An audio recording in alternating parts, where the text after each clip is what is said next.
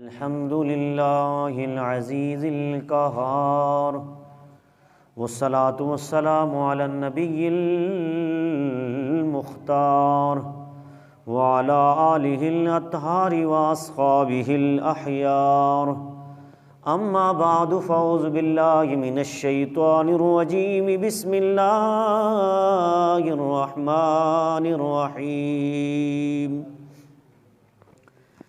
ربنا عليك توكلنا وإليك أنبنا وإليك المصير ربنا لا تجعلنا فتنة للذين كفروا واغفر لنا ربنا إنك أنت العزيز الحكيم ان اللہ وملائکتہ یصلون علی النبی یا ایھا الذین آمنوا صلوا علیہ وسلموا تسلیما اللہم صل علی سیدنا واصحاب سیدنا ومولانا محمد وبارک وسلم وصلی علیہ الصلاۃ والسلام علیک یا رسول اللہ وعلی آلک واصحابک یا سیدی یا حبیب اللہ الصلاۃ والسلام علیک یا نبی اللہ وعلی آلک واصحابک یا شفیع المذنبین۔ اللہ تبارک تعالی جل جلالہ وعم نوالہ وعظم شانہ واتم برہانہ کی حمد و ثنا اور حضور سرور کائنات جناب محمد الرسول اللہ صلی اللہ علیہ وسلم کے دربار گور میں ہدیہ درود و سلام عرض کرنے کے بعد نہایت ہی معزز سامعین و ناظرین، اللہ رب العزت کا لاکھ لاکھ شکر ہے کہ اللہ رب العزت نے آج پھر سے جمعۃ المبارک کا مقدس دن ہم سب کو اپنے گھر میں جمع ہونے کی سعادت نصیب فرمائی۔ میں دعا کرتا ہوں کہ اللہ رب العزت آج کے اس مقدس دن کے توسل سے ہم سب کی بخشش و مغفرت فرمائے، صحیح معنوں میں قرآن و سنت کے ابلاغ کو سمجھنے کی توفیق عطا فرمائے۔ حضرات محترم، گزشتہ غالباً 6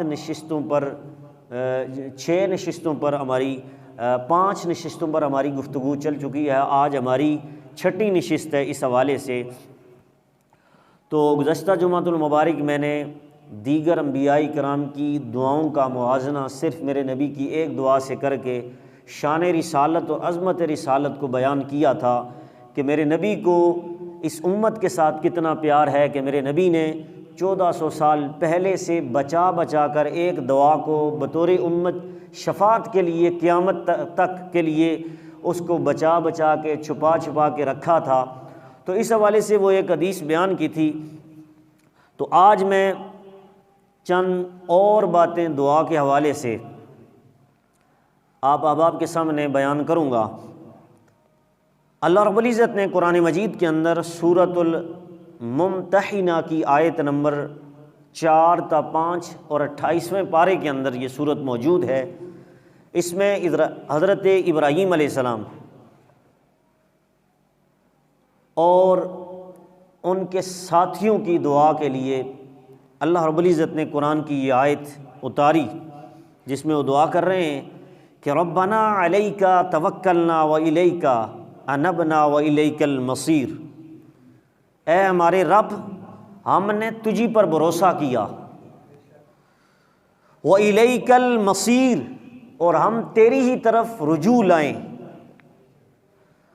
ربنا لا تجعلنا فتنة للذین کفروا واغفر لنا ربنا انک انت العزیز الحکیم، اور ہم تیری ہی طرف ہم نے پھرنا ہے، یعنی کہ لوٹنا ہے، اور ہمارے رب ہمیں کافروں کی آزمائش میں نہ ڈال، کافروں کی آزمائش میں نہ ڈال اور ہمیں بخش دے، اے ہمارے رب بے شک تو ہی عزت و حکمت والا ہے۔ اب اس آیت میں بھی حضرت ابراہیم علیہ السلام اور ان کے جو ساتھی ہیں ان کے لیے، ان کے جو صحابی ہیں ان کے لیے دعا کرنا اس چیز کی دلالت کرتا ہے کہ اللہ کے پیغمبر جناب ابراہیم علیہ السلام نے اپنے لیے بھی دعا کی اور اپنے صحابہ کے لیے بھی بخشش کی دعا فرمائی۔ تو پتہ یہ چلا براہ راست نبی کی اپنے لیے بخشش کی دعا کرنا اور اپنے صحابی اور اپنے ساتھیوں کے لیے بھی دعا کرنا قرآن سے ثابت ہے۔ اور آیت نمبر 8 اس میں سورہ آل عمران کی آیت نمبر 8 تا 9، اس میں بھی اللہ رب العزت نے ایک اور واضح ارشاد دعا کے حوالے سے بیان فرمایا، ربنا لا تزغ قلوبنا بعد اذ ہدیتنا وہب لنا من لدنک رحمہ انک انت الوہاب ربنا انک جامع الناس لیوم لا ریب فیہ ان اللہ لا یخلف المیعاد، کہ ہمارے رب ہمارے دل ٹیڑھے نہ کر، کیونکہ دل اگر ٹیڑھے ہو جائیں تو سارا نظام ٹیڑھا ہو جاتا ہے، اور دل اگر سیدھے ہو جائیں تو سارا نظام سیدھا ہو جاتا ہے۔ تو اس لیے یہ ایک لوتھڑا ہے، میرے نبی نے فرمایا دل تمہارا جسم کے اندر ایک ایسا لوتھڑا ہے، اگر یہ گندا ہو جائے تو اس کو زنگ لگ جاتا ہے۔ کیا زنگ لگ جاتا ہے؟ جس طرح لوہے کو زنگ لگتا ہے، تو میرے نبی نے فرمایا اس طرح تمہارے دلوں کو بھی زنگ لگتا ہے۔ وہ زنگ لگتا کس طرح ہے؟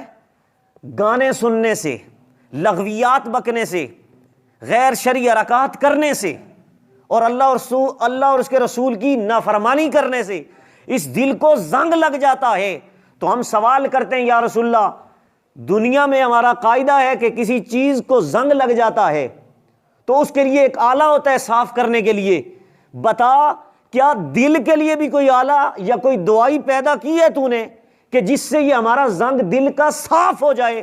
تو میرے نبی نے فرمایا کہ اے میرے غلاموں، میں تمہیں بتاتا ہوں کہ دنیا کا قاعدہ یہ ہے کہ جب دل گندا ہو جائے، زنگ لگ جائے، تو تم اپنے ہاتھ کے ساتھ اسے صاف کرتے ہو، زنگ اتارتے ہو لوہے سے، اور تمہاری عورتیں تمہارے برتنوں کو صاف کرتی ہیں ہاتھ سے۔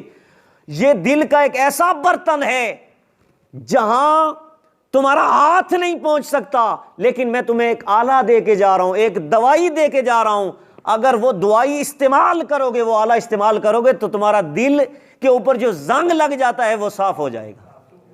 یا رسول اللہ وہ کیا ہے؟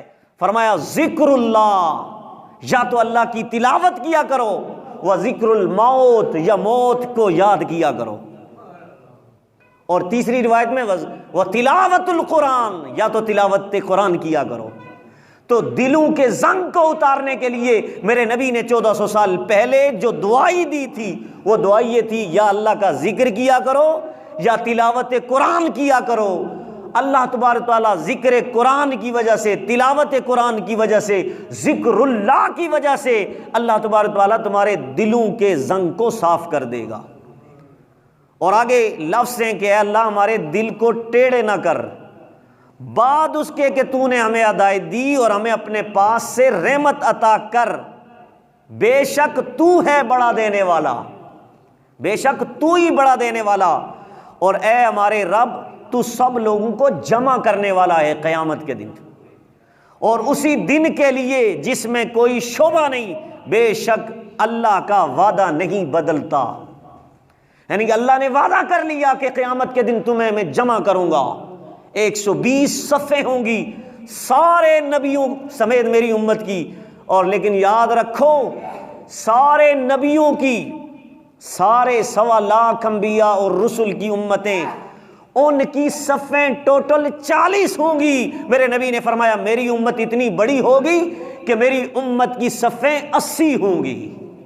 کتنی ہوں گی؟ ٹوٹل 120، 40 ساری امتیں ان 40 صفوں کے اندر موجود ہیں، لیکن میرے نبی کی امت اتنی بڑی امت ہوگی کیونکہ یہ بڑا نبی ہے، سارے نبیوں سے بڑا نبی ہے، اس لیے اللہ رب العزت نے قیامت کے دن بتانا ہے کہ میرے مصطفیٰ کریم کی شان کیا ہے۔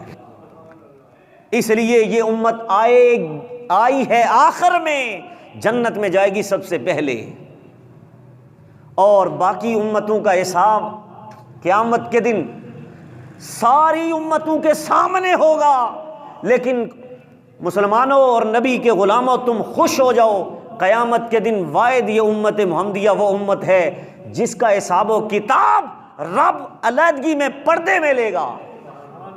یہ میرے نبی کی شان ہے، اور میرے نبی کے وسیلے سے اس امت کی شان ہے کہ ساری امتوں کا حساب و کتاب سب کے سامنے ہوگا، سارے لوگ دیکھ رہے ہوں گے، سارے نبی دیکھ رہے ہوں گے، لیکن جب میرے نبی کی امت، جب میرا اور تیرا حساب و کتاب ہوگا، اللہ فرمائے گا میں اپنے محبوب کی امت کو شرمندہ نہیں کرنا چاہتا۔ علیحدگی میں پردے میں اس کا حساب و کتاب لوں گا۔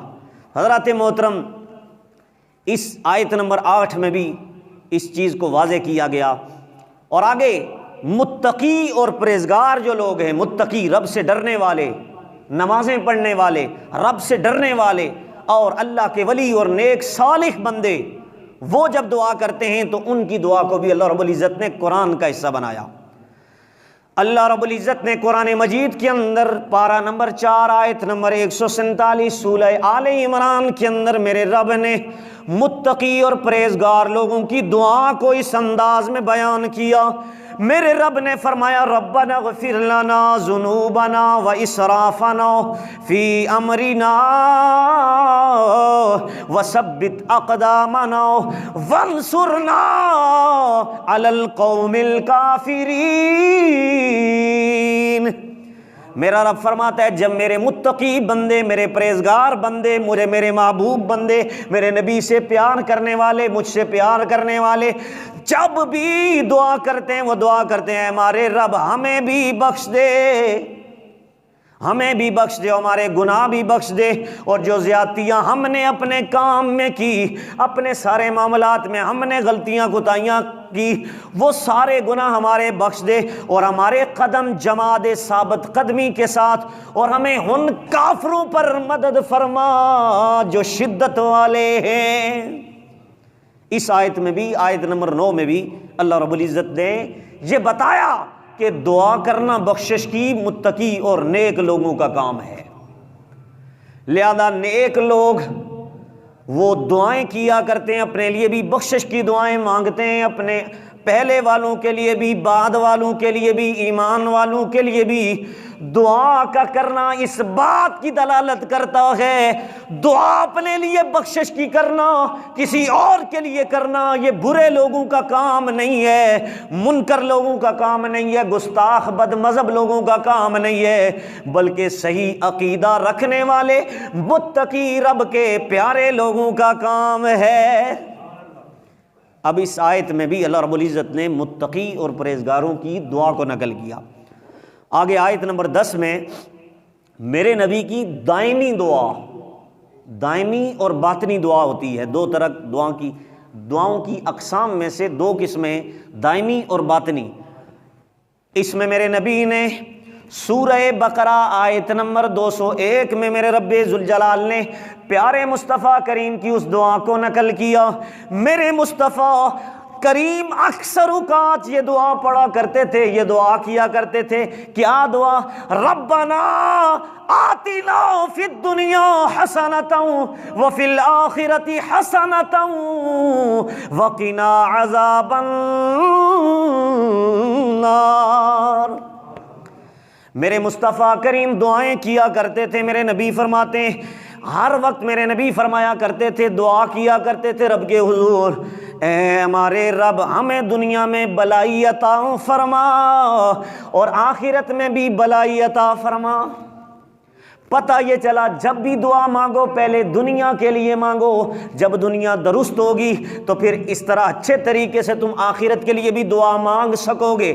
پہلے دنیا بعد میں آخرت کی دعا کرنا اس بات کی دلالت کرتا ہے، کیونکہ میرے نبی کی یہ سنت ہے، پہلے دنیا بعد میں آخرت طلب کیا کرو۔ ربنا آتنا فی الدنیا والآخرہ، بعد میں پہلے دنیا کی اچھائی مانگا کرو، دنیا میں بلائی مانگا کرو، دنیا کے بھی بلائیاں عطا فرما، آخرت کے بھی بلائیاں عطا فرما، اور وقنا عذاب النار، اور ہمارے رب ہمیں دوزخ سے بچا۔ اب میرے نبی ہر وقت یہ دعا کر رہے ہیں مجھے دوزخ سے بچا، کس سے؟ اب ذہن میں خیال آتا ہے کہ نبی تو معصوم ہے، نبی تو امتی کو جنت میں لے کے جانے والا ہے، نبی تو خود قیامت کے دن شفاعت کرنے والا ہے، یہ عام نبی کی بات ہے۔ تو امام الانبیاء جو نبیوں کے نبی ہیں، سارے نبیوں کی بات بھی قیامت کے دن نہیں بنے گی، میرے نبی کے ذریعے سارے نبیوں کی بات بن جائے گی۔ لیکن یاد رکھو یہاں سے کوئی بندہ یہ عقیدہ بنا لے معاذ اللہ، جس طرح بد عقیدہ لوگ نبی کی عیب تلاش کرنے کی کوشش کرتے ہیں، کوئی بندہ یہ عقیدہ تلاش کر لے وہ نبی نے اپنے لیے دعا کر دی، معاذ اللہ کہ مجھے جہنم سے بچا، تو شاید کیا پتا حضور کا کون سا ٹھکانہ ہو، معاذ اللہ. تو اس طرح کا سوچنا بھی کفر ہے. اس لیے میرے نبی کی شان یا شان سنو، میرے مصطفیٰ کریم کے غلاموں. میرا نبی تو وہ ہے خود ہی جنتی نہیں بلکہ اپنے نواسوں کو جنتیوں کا سردار بنایا ہے. کیا بنایا ہے؟ جنتیوں کا سردار بنایا ہے. دوزخ میں جانا تو دور کی بات، ہاں قیامت کے دن میرے نبی دوزخ میں جائیں گے، لیکن دوزخ میں ہمیں نکالنے کے لیے جائیں گے. کہاں جائیں گے؟ یہ بخاری کے اندر حدیث موجود ہے. میرا رب کہے گا پیارے مصطفیٰ چلے جاؤ جہنم کے اندر، جا کر جو بھی اپنے امتی ہیں انہیں جہنم سے نکال لاؤ. میرے نبی جہنم میں جا کر اس بندے کو جنت میں لے کے جائیں گے، جہنم میں سے نکال کر.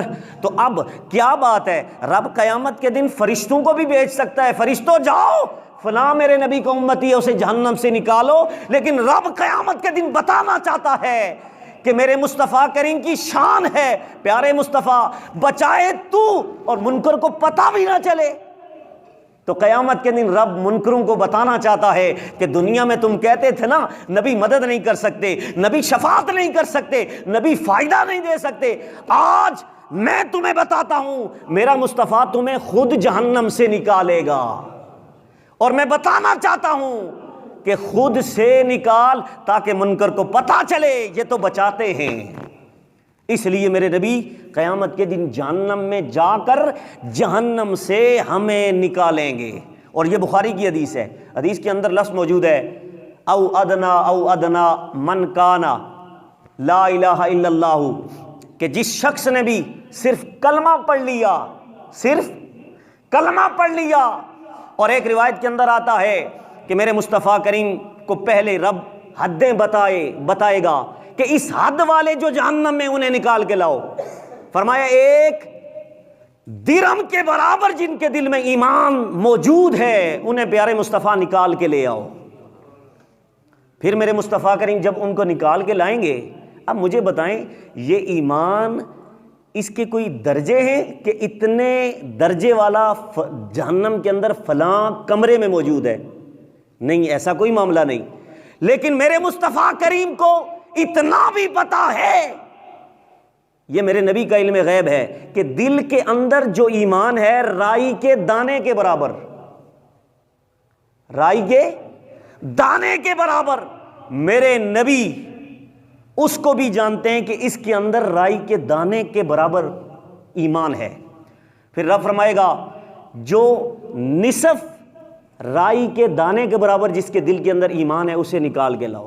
پھر میرے نبی دوبارہ جائیں گے، جن کے دل کے اندر آدھے رائی کے دانے کے برابر ایمان موجود ہوگا میرے نبی اسے جہنم سے نکالیں گے. اس کے بعد میرا رب فرمائے گا کہ پیارے مصطفیٰ اب جاؤ نصف اس سے بھی جو آدھا، اس سے بھی جو آدھا، اس سے بھی آدھے ایمان والا جو جہنم ہے اسے بھی نکال کے لا. میرے نبی خوش نہیں ہوں گے. فرمایا پیارے مصطفیٰ، پیارے رب، اے میرے رب تو مجھ سے پیار کرتا ہے اور میری وجہ سے میری امت سے بھی پیار کرتا ہے. پہلے میرے نبی کو پتا تھا کچھ حدوں والے ہوں گے، کسی کے دل میں رائی کے دانے کے برابر ایمان ہوگا، کسی کے اندر نصف رائی کے دانے کے برابر ایمان ہوگا، اور کسی کا اس سے بھی کم، پھر اس سے بھی کم، پھر اس سے بھی کم والے ہوں گے. میرے نبی نے فرمایا نہیں، یہ تو حد والے ہیں کہ اتنی حد جتنا ایمان ہے انہیں نکال کے لاؤ. رب کی بارگاہ میں میرے مصطفیٰ کہیں گے رب اذن لی، اے رب مجھے شفاعت کا اذن دے. کیا دے؟ شفاعت کا اذن دے. اب میرے مصطفیٰ کریم فرماتے ہیں، رب فرمائے گا پیارے مصطفیٰ تو راضی نہیں ہونا چاہتا، مجھے پتا ہے تو کب راضی ہوگا، تو ساروں کو بخشوانا چاہتا ہے. تو میرا رب فرمائے گا پیارے مصطفیٰ من قال لا الہ الا اللہ دخل الجنہ. پیارے مصطفیٰ بس اب حدیں ختم، بس جس نے کلمہ پڑھ لیا، میری توحید کا اقرار کر لیا، تیری رسالت کو مان لیا، جا اسے جہنم سے نکال جنت میں لے جا. اب اس سے ایک تو یہ عقیدہ نکلا کہ میرے نبی چھڑوا سکتے ہیں، کیا کر سکتے ہیں؟ بچا سکتے ہیں، جہنم سے بچا سکتے ہیں۔ لیکن یاد رکھو کہ میرے مصطفیٰ کریم کو ہمارے دل کے اندر جو ایمان ہوگا اس کا بھی علم ہے۔ اب اس سے یہ عقیدہ یہ ظاہر ہوا کہ دنیا میں یہ کہتے تھے کہ مصطفیٰ کو یہ بھی نہیں پتا، یہ بھی نہیں پتا، یہ علم غیب کی باتیں کیا کرتے تھے۔ آج پیارے مصطفیٰ دنیا کے سامنے بتا دے، سارے نبیوں کی امتیں سامنے ہیں، سب لوگوں کے سامنے بتا دے محشر میں کہ مجھے علم غیب آتا ہے، مجھے علم غیب آتا ہے۔ اسی لیے وہ جو منکرین ہوں گے قیامت کے دن، جو دنیا میں کہتے تھے نبی کو یہ بھی نہیں پتا، دیوار کے پیچھے کبھی معاذ اللہ پتا نہیں ہے، آج وہ بھی ہوں، انہیں بھی پتا چلے گا کہ ان کو تو ہمارے ایمان کا بھی پتا ہے، ان کو تو ہمارے ایمان کا بھی پتا ہے۔ اس لیے رب قیامت کے دن یہ پوری مجلس جو بپا کرنا چاہتا ہے، جو میدان معاشر میں محفل ہوگی، اصل میں محفل لگائی اس لیے جائے گی کہ شان رسالت کی عظمت دکھائی جانے والی ہے۔ رب قیامت کے دن اتنی بڑی محفل میں مصطفیٰ کی شان بیان کرے گا، اور خود میرے مصطفیٰ کریم نے فرمایا قیامت کے دن میں ان الفاظ سے رب کی شان بیان کروں گا کہ کسی نبی نے، حتیٰ کہ میں نے بھی اپنی 63 زندگی میں کبھی اس شان سے رب کی شان کو بیان نہیں کیا۔ یہ میں بیان کروں گا رب کی شان، لیکن قیامت کے دن رب بھی مصطفیٰ کی اس انداز میں شان کو بیان کرے گا کہ مصطفیٰ کہتے ہیں رب نے کبھی بھی میری شان اس طرح بیان نہیں کی جس طرح قیامت کے دن میرا رب میری شان کو بیان کرے گا۔ حضرات محترم، بتاتا چلوں، کسی شاعر نے کیا خوب کہا، آج لے ان کی پناہ، آج مدد مانگ ان سے، سب مل کے پڑھیں، آج لے ان کی پناہ۔ یا اللہ قیامت کے دن آپ کی بھی شفاعت ہو جائے، ہم سب کی شفاعت کریں گے، تو مل کے پڑھیں، آج لے ان کی پناہ، آج مدد مانگ ان سے، آج لے ان کی پناہ، آج مدد مانگ ان سے، کل نہ مانیں گے قیامت میں اگر مان گیا۔ اللہ اللہ، قیامت کے دن میرے مصطفیٰ کریم تو وہ تو شفاعت کریں گے، مدد کریں گے۔ میرے نبی نے فرمایا انا سید ولد آدم یوم القیامہ، قیامت کے دن میں ساری اولاد آدم کا سید ہوں گا۔ اور سید کسے کہتے ہیں؟ السید هو الذی یفض الیہ فی النوائب والشدائد، سید اسے کہتے ہیں جب بھی مشکل پڑے تو اس کے در پہ جاؤ تو مشکل کشائی ہو جائے۔ تو میرے نبی فرماتے ہیں میں دنیا میں ہی تمہارا مشکل کشا نہیں ہوں، بلکہ قیامت کے دن ہر نبی کو بھی نفسی نفسی جب پڑی ہوگی تو میں کہوں گا انا لہا، آ جاؤ میرے پاس، تو اس وقت بھی میں تمہاری مدد کر رہا ہوں گا۔ آؤ ذرا سنو، میرے نبی کی شفاعت تو ایک طرف رہی، تفسیر قرطبی کے اندر حدیث پاک موجود ہے، قیامت کا دن ہوگا، ایک بندہ پل صراط سے گزر رہا ہوگا، پل صراط کے نیچے جہنم ہے، اس سے اگر بندہ گر گیا نیچے جہنم میں جائے گا۔ میرے نبی نے فرمایا قیامت کے دن ایک بندہ پل صراط سے گزر رہا ہوگا، لڑکھڑاتا ہوا جہنم میں گرنے لگے گا، اس سے پہلے پیچھے سے ایک بندہ اسے جپھی مار کے سامنے لے جائے گا۔ جب سامنے لے جائے گا تو اب بندہ وہ اس کا شکریہ ادا کرے گا کہ تو بڑا محسن ہے، اگر میں گر جاتا جہنم میں چلا جاتا تو نے میری مدد کی اس مشکل وقت میں، بتا تو صحیح تو کون ہے؟ وہ بندہ کہے گا مدد کرنے والا، وہ کہے گا میں کوئی بندہ نہیں ہوں، میں فرشتہ نہیں ہوں، ہاں بندے کی شکل ضرور ہوں لیکن نہ فرشتہ ہوں، نہ جن ہوں، نہ بشر ہوں، بلکہ دنیا میں تو ایک مرتبہ جب مصطفیٰ پر درود و سلام پڑھتا تھا اللہ پاک نے اس درود کو بندے کی شکل عطا کر دی. آج میں وہی بندہ درود کی صورت میں تیری مدد کر رہا تھا. تو قیامت کے دن درود بھی بندے کی شکل میں پل صراط سے گرنے سے بچائے گا اور جہنم کے کنارے لگے گا.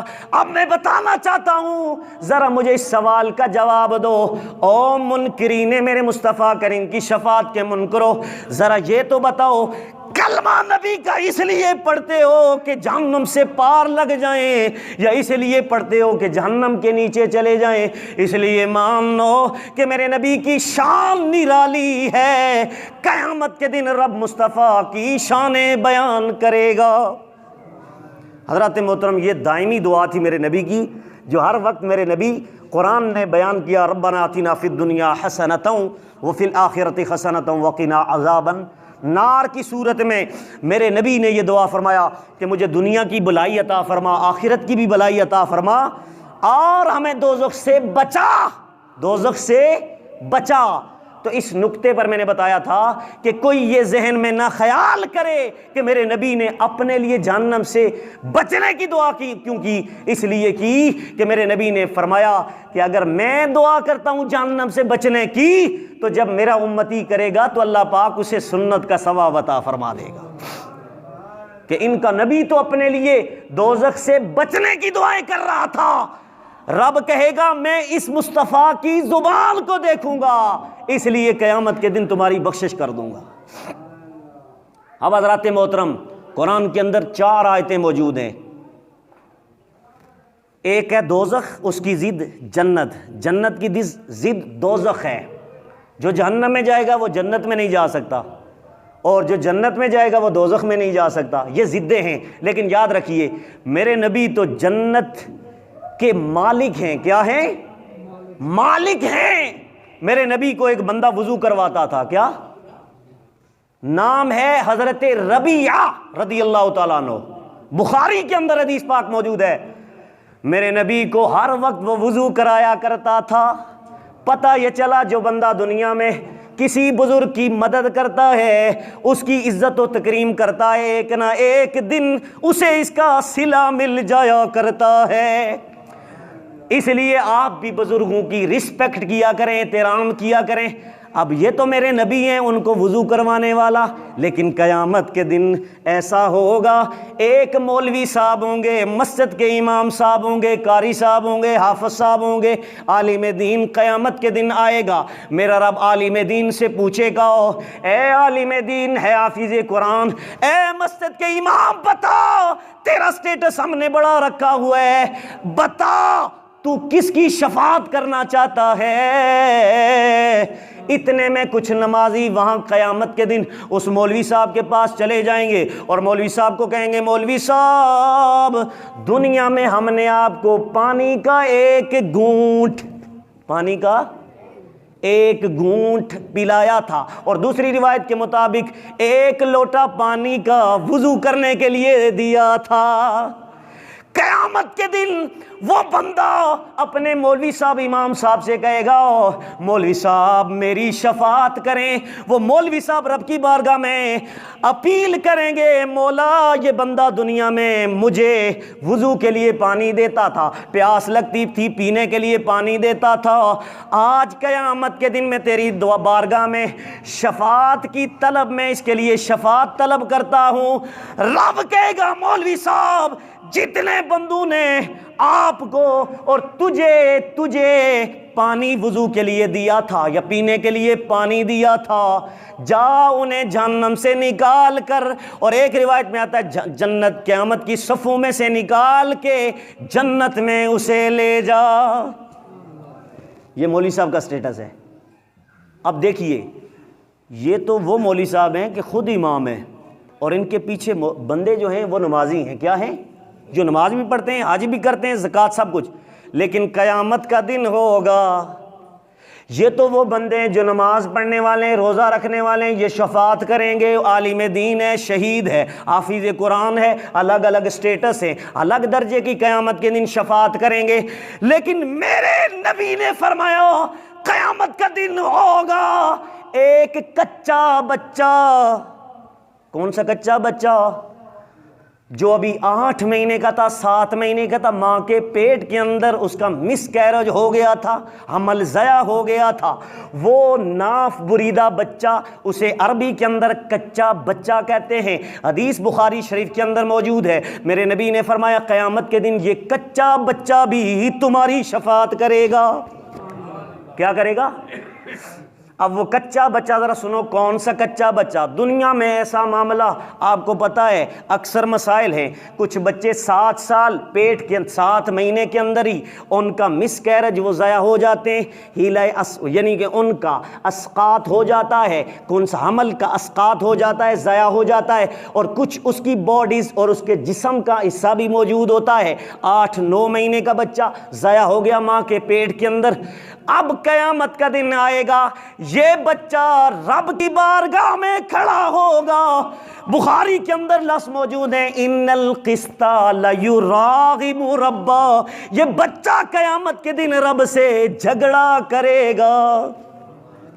اب ذہن میں خیال آتا ہے چھوٹا سا بچہ، ابھی مکمل بچہ ہی نہیں، وہ رب سے کیا جھگڑا کرے گا؟ نا، یہ دنیا کا جھگڑا نہیں ہے گلے میں ہاتھ ڈال دینا، نیچے مار دینا پٹک کر کے، یا چانٹا مار دینا، یا گالی گلوچ کر دینا، بلکہ یہ وہ جھگڑا بچہ رب سے کرے گا جو بچے اپنے ماں باپ سے کر کے ماں باپ کو منوا دیتے۔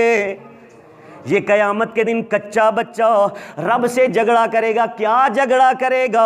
میرے نبی نے فرمایا قیامت کے دن رب سے کہے گا مولا تو اگر میرے والدین کو جہنم میں پھینکتا ہے تو مجھے بھی ان کے ساتھ پھینک دے، لیکن میں آج شفاعت کرتا ہوں اپنے والدین کی میرے ساتھ، کیونکہ میں نے کوئی گناہ نہیں کیا، کوئی نماز بھی نہیں پڑھی، نیک عمل بھی نہیں کیا، کوئی گناہ بھی نہیں کیا، میں تو بالکل صاف شفاف ڈرائی کلین ہوں، لیکن مجھے یہ بتا میں تیری بارگاہ میں شفاعت کرتا ہوں، میرے ساتھ میرے جہنمی والدین کو جنت میں بھیج۔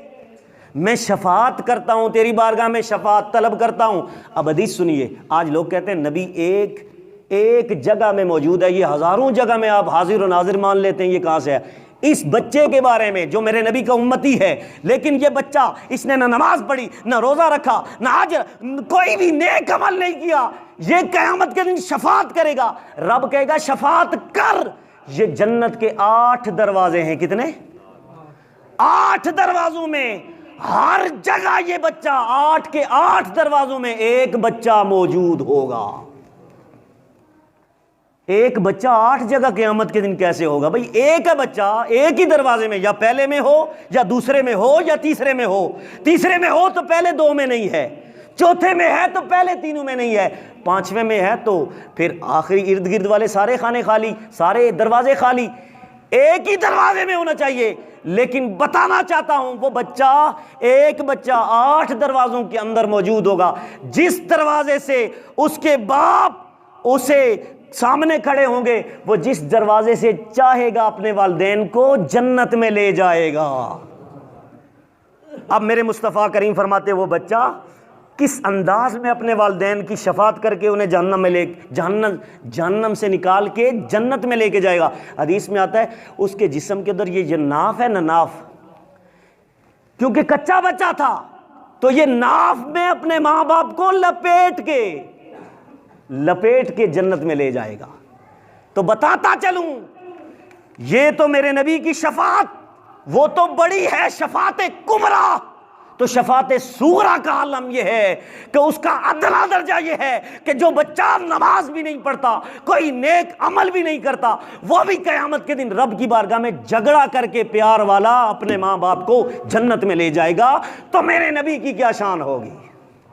حضرات محترم، اس لیے اس ذہن سے اس چیز کو نکال دیجئے کہ میرے نبی نے وقنا عذاب النار، کہ مجھے دوزخ کے عذاب سے بچا، اس سے مراد یہ ہو کہ معاذ اللہ نبی بھی جہنم میں جا سکتا ہے، ایسا نہیں، یہ ان لوگوں کا عقیدہ ہے، کیونکہ کچھ لوگوں نے قرآن کے ترجمے میں نہیں ترجمہ ٹھیک کیا، جا کے مفہوم میں غلطی کر دی جا کے، اور اس پر انشاءاللہ مفہوم قرآن کی واردات پر تقریباً 10-12 گھنٹے کا خطاب انشاءاللہ اس پہ بھی کروں گا اگر زندگی رہی، کہ مفہوم قرآن پر آج اس امت محمدیہ کے اندر اتنا فتنہ برپا کیا جا رہا ہے کہ قرآن کا ترجمہ صحیح کیا جا رہا ہے، آگے مفہوم میں واردات کی جا رہی ہے، تحریف کی جا رہی ہے، اس میں ایسے مفہوم کو اخذ کیا جا رہا ہے جس میں اللہ کے نبیوں کی توہین، حتیٰ کہ میں ثابت کروں گا کہ ترجمے کے بعد مفہوم میں اتنی ڈنڈی ماری گئی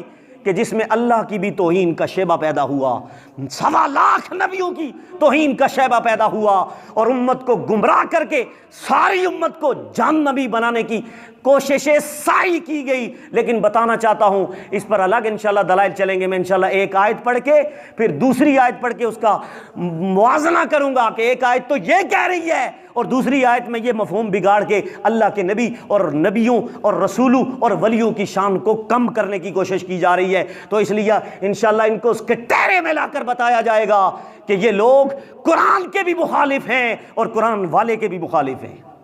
اس لیے یہ ایک الگ سبجیکٹ ہوگا جس پر انشاءاللہ آپ احباب کے سامنے دلائل رکھے جائیں گے۔ حضرات محترم، یہ دائمی دعا تھی میرے نبی کی، جو آیت نمبر 10 میں دعا کے حوالے سے ہمارا سبجیکٹ چل رہا تھا، آیت نمبر 11، اس میں اللہ رب العزت نے دعا نہ کرنے والے کو جہنمی قرار دیا۔ کیا قرار دیا؟ جہنمی قرار دیا۔ سنو قرآن، اللہ رب العزت سورہ المؤمن،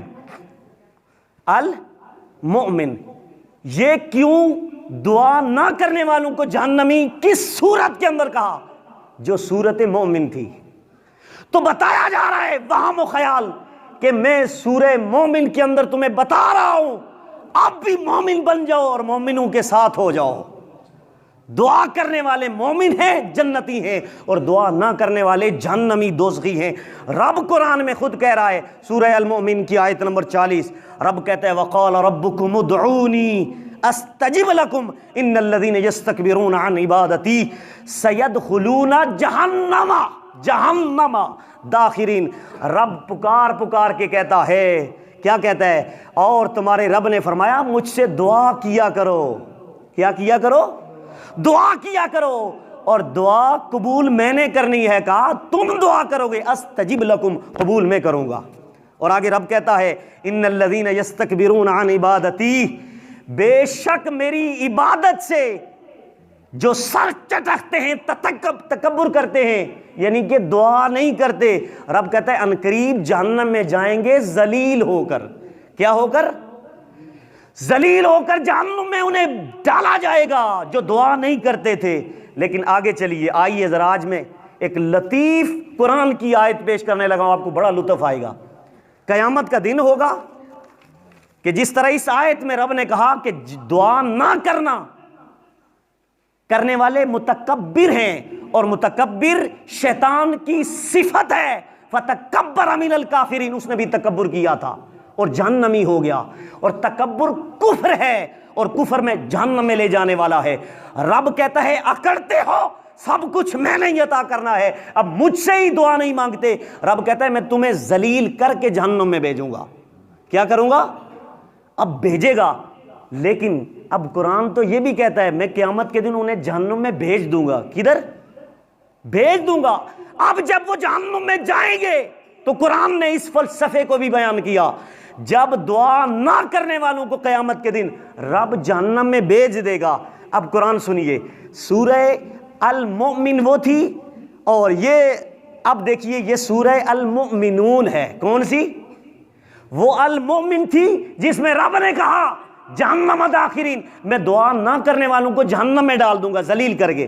اور المؤمنون کے اندر آیت نمبر 107، آیت نمبر 108، آیت نمبر 111 تک رب نے ان کی پوری تفصیل بیان کر کے ایک نقشے کے طور پہ بیان کیا کہ آج ہم جنازے کے بعد جب دعا کر رہے ہوتے نا تو لوگ ایک دوسرے کو کونیاں مار کے مسخر اڑا رہے ہوتے، تسخیر کر رہے ہوتے، دیکھو یہ دعا کر رہا ہے، تیسرے کی دعا میں ہم نے دیکھا، کل کی دعا میں دیکھا، سالانے کی دعا میں دیکھا، ہم تو اللہ سے مانگ رہے ہوتے، لیکن کچھ لوگ مذاق اڑا رہے ہوتے. کیا کر رہے ہوتے؟ اب دیکھیے قرآن کیا کہتا ہے، سورہ المؤمنون کی آیت نمبر 107 سنیے. رب ذوالجلال کا قرآن بولا قیامت کے دن کیا ہوگا، ربنا اخرجنا منہا فإن عدنا فإنا ظالمون. قیامت کے دن ایک گروہ رب سے کہے گا مولا ہمیں جہنم سے نکال. کس سے نکال؟ جہنم سے نکال. اب رب کیا کہے گا، یا اللہ ان کا قصور کیا ہے، ان کے کرتوت کیا ہے کہ انہیں تو نے جہنم میں ڈال دیا. اب رب کہے گا جب وہ یہ کہیں گے ہمیں جہنم سے نکال، رب کہے گا قال اخسؤوا منہا ولا تکلمون. او جہنمیو جہنم میں پڑے رہو، مجھ سے بات نہیں کرنی ہے، مجھ سے کلام نہیں کرنی، بات میں تم سے بات ہی نہیں کرنا چاہتا. رب قیامت کے دن قرآن کہتا ہے ان جہنمیوں کو کہے گا، او جہنمی کہیں گے ہمیں جہنم سے نکال، رب کہے گا میرے ساتھ بات نہ کرنا، جہنم میں ذلیل ہو کے پڑے رہو. رب کہے گا اب یا اللہ ان کا کیا قصور ہے. اللہ فرمائے گا دنیا میں ایک گروہ تھا، ایک جماعت تھی، یا اللہ تو ان سے بات نہیں کرنا چاہتا. ان جہنمی سے کہتا ہے میرے ساتھ بات نہ کرنا، اوے میں تمہارے ساتھ بات ہی نہیں کرنا چاہتا. رب قیامت کے دن انہیں کہے گا میں تمہارے ساتھ بات ہی نہیں کرنا چاہتا. اب ہم اللہ سے سوال کریں اللہ ان کا قصور کیا ہے؟ کیا یہ نمازیں پڑھتے تھے؟ جواب آتا ہے ہاں نمازیں پڑھتے تھے. اے اللہ کیا یہ روزے رکھتے تھے؟ جواب آتا ہے ہاں روزے بھی رکھتے تھے. سارے عمل کرتے تھے لیکن ایک ان کی غلطی تھی، ایک ان کا قصور ہے کہ کرتوت تھا. یا اللہ وہ کیا کرتوت تھا جس کی وجہ سے تو ان سے باتیں نہیں کرنا چاہتا، ان سے ہم کلام نہیں ہونا چاہتا. رب کہتا ہے انہو کان فریق من عبادی. رب کہے گا دنیا میں ایک جماعت تھی، ایک گروہ تھا، سیدھا سیدھا کہیں اہل سنت والجماع، جو نبی سے پیار کرنے والا تھا اور اپنے رشتہ داروں سے بھی پیار کرنے والا ایک گروہ تھا. انہو کان فریق من عبادی، میرے بندوں کا ایک گروہ تھا، ایک فریق، ایک جماعت تھی. وہ کیا کرتی تھی دنیا میں؟ وہ کیا کرتی تھی؟ یقولون، وہ رب کی بارگاہ میں دعا کرتی تھی. کیا دعا کرتی تھی؟ ربنا آمنا، اے اللہ ہم تجھ پر ایمان لائے، فاغفر لنا، ہمیں بخش دے. کیا کر دے؟ ہمیں بخش دے. فورحمنا وانت خیر الراحمین، اور ہم پر رحم فرما اور تو سب سے بہتر رحم فرمانے والا ہے. رب فرمائے گا اس جماعت جب وہ دعا کیا کرتی تھی، اپنے لیے بخشش کی دعا کیا کرتی تھی، اب رب کہے گا فاتخذتموہم سخرین حتی انسوکم ذکری وکنتم منہم تضحکون. رب فرمائے گا ان کا کرتوت یہ تھا جب بھی وہ دعا کرنے والی جماعت اپنے لیے بخشش اور اپنے مرحومین کے لیے بخشش کی دعا کیا کرتی تھی تو یہ ٹولہ جو دعا نہیں کرتا تھا یہ کیا کرتا تھا؟ ان کا مذاق بناتا تھا، ہر وقت ان سے مذاقیں کرتا تھا. جب بھی دعا کرتے تھے یہ کونیاں مار مار کے یہ ان کو ہنسانے کی کوشش کرتے تھے، تسخیر کرتے تھے اور ان کو مذاق کا نشانہ بنایا کرتے تھے. یہاں تک کہ رب کہے گا انہوں نے مجھے بلا دیا اور میرے ذکر کو بھی بلا دیا. وَكُنْتُم مِّنْهُمْ تَضْحَكُونَ، یہ مذاق بھی کرتے تھے، یہ ہنسی بھی کیا کرتے تھے. یہ درود والے ہیں، یہ دعا والے ہیں، یہ تیجے والے ہیں، یہ کل والے ہیں، کسی طرح کی یہ دعا کرنے والے ہیں، یہ بخشش کی دعائیں کرنے والے ہیں. رب کہے گا وہ ان باتوں پر ہنسا بھی کرتے تھے، مذاق بھی کیا کرتے تھے.